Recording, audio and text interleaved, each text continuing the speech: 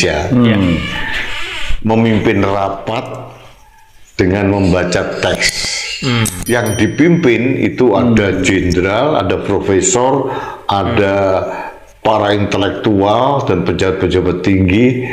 Saya miris saya mendengar bahwa ternyata orang-orang ini kok berkenan ya dipimpin oleh orang yang tidak mempunyai kapasitas seperti itu. Dan ini representasi bangsa Indonesia mempunyai wakil presiden yang tidak mempunyai kemampuan, hanya sekedar memimpin rapat, bukan pidato loh. Itu harus pakai teks. Artinya dengan jelas kita bisa melihat kapasitas dan kapabilitas yang bersangkutan memang benar apa yang kita duga selama ini, tidak mempunyai kemampuan. Ini yang disorong-sorong oleh bapaknya, dipaksakan oleh bapaknya yang bernama Jokowi untuk menjadi wakil presiden dengan mengotak-atik undang-undang, mengakali konstitusi melalui pamannya dan merusak demokrasi. Tahun 2029 kelihatannya anak yang tidak punya kapasitas ini akan didorong menjadi pemimpin Indonesia. Bagaimana kita bisa mengharapkan ada generasi emas? Ini bukan masalah umur anak muda menjadi pemimpin, bukan itu.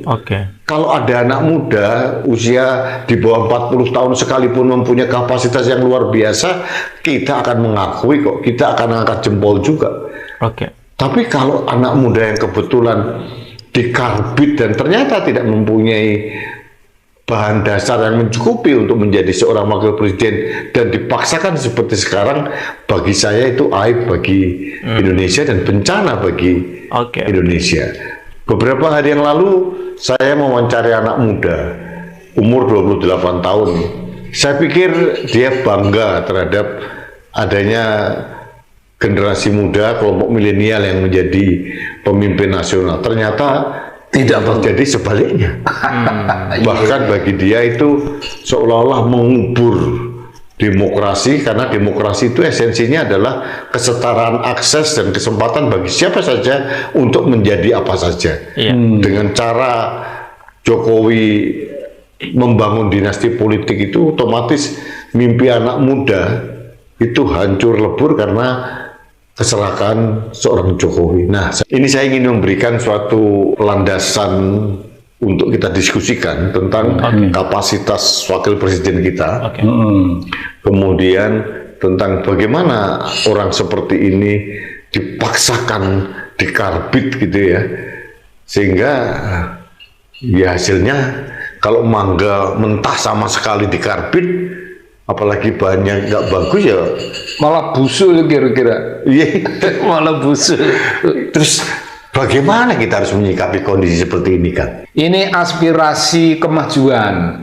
Maksudnya ya, maksudnya aspirasi kemajuan untuk menunjukkan bahwa bangsa kita ini umur muda sudah bisa memimpin. Itu sudah bagus untuk zaman ini, supaya janganlah pemimpin itu hanya yang sudah pada usia tertentu. Itu dianggap bagaimanalah gitu kan cara berpikir mereka. Jadi milenial, yang namanya golongan milenial, malah golongan Z itu yang Gen Z itu kira-kira berharap lebih muda lagi. Enggak Bung, begini Bung, mari kita rasional. Bung Karno angkatan 45, Bung Hatta, dan orang-orang pada zaman itu. Syahrir, itu Tan Malaka masih muda-muda juga. Muda. Tapi apa kemenangan mereka? Mereka itu membaca, Bung. Mereka itu terpelajar. Sekarang ini ada juga kalangan muda yang membaca, yang terpelajar, yang mungkin bagus. Ya, oke teman-teman, kembali lagi bersama saya di channel ini. Kita akan menyaksikan sebuah cuplikan video yang sangat-sangat cukup menarik. Nah teman-teman, dari video sebelumnya tadi kita sudah memahami dan sudah menganalisis tentang videonya. Nah teman-teman, di sini kalau kita lihat sendiri, betul sekali mau malu-malui Wapres ini karbitan yang otaknya kosong melompong namun gak punya malunya. Kenapa? Setuju Mas Rudi menarasinya memang Wapres memalukan bapaknya koplak ini. Nah, itulah Indonesia kelamaan di uang gak mikir ke depannya gimana. Nah, seluruh pejabat rakyat Indonesia kena peran dan saat tidak punya malunya. Rusak semua negara dan pejabat serta rakyat diinjak-injak oleh Jokowi sehancur sudah di negara ini. Nah, memalukan kasih para jenderal dan para profesional pemimpi anak-anak Indonesia ini. Wapres polongan ini memalukan saja, sengaja dipilih pemimpin yang begitu biar mudah diakalin saja. Nah, di sini kita lihat saja. Bila jadi pemimpin bukan ahli ditunggu kehancurannya, tapi hanya Indonesia para profesor harus diperintah anak lulusan SMP saja, bahkan terindikasi narkoba. Nah, DPR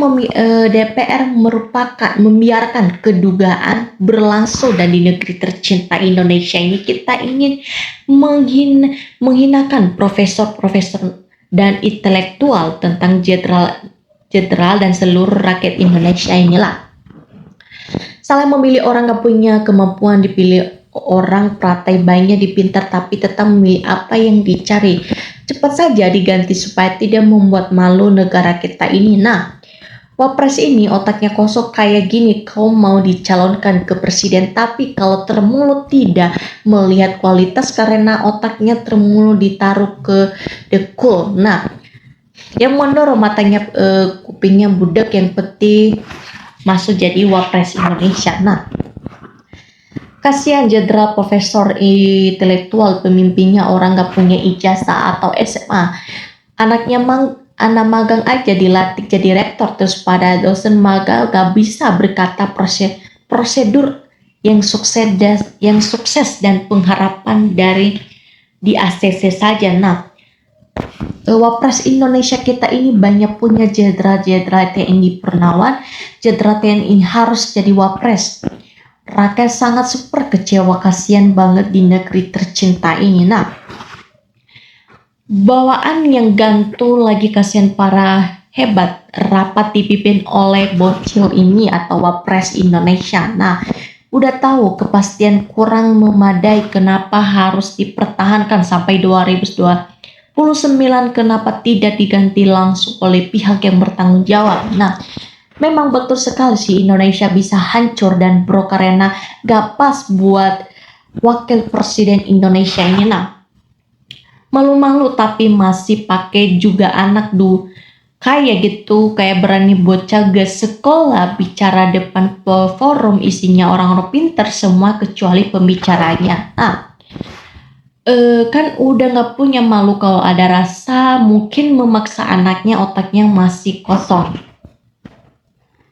Wapres yang didukung para artis dan aset kiprahnya sudah tahu pengetahuan tak punya kesananya lagi. Nah, jika suatu kerjakan oleh orang bukan ahli, siap-siap menunggu kehancurannya.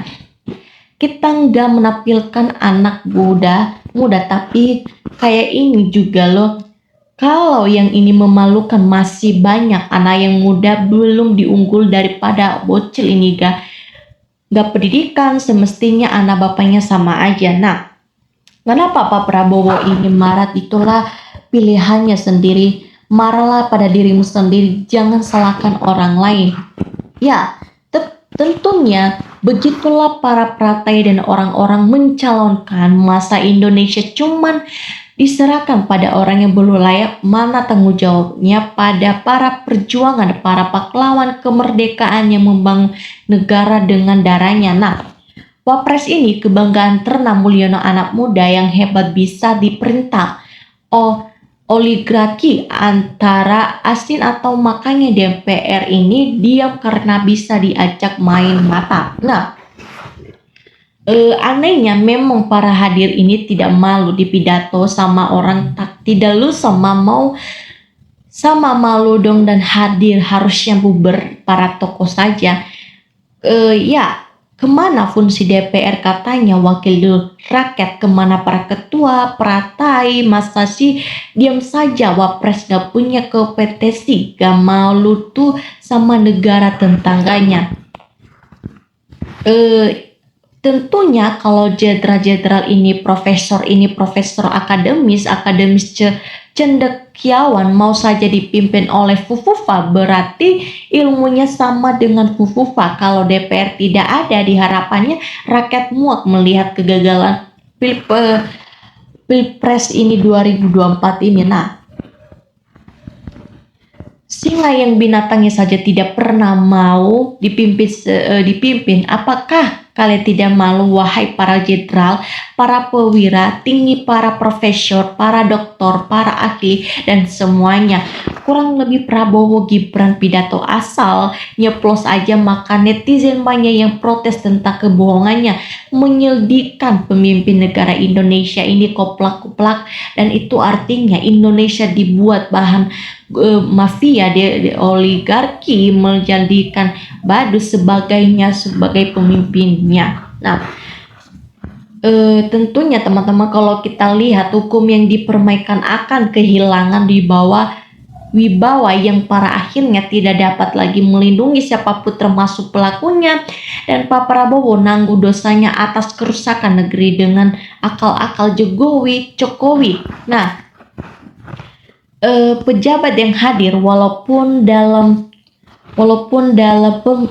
hatinya mungkin kacau, jadi kepastinya Gibran berbicara di depannya forumnya, tapi pentingnya dapat jabatan proyek dibodohi amatlah si Gibran kalau para pendukungnya akalan sehat tetapi cinta mati dengan geng Solo.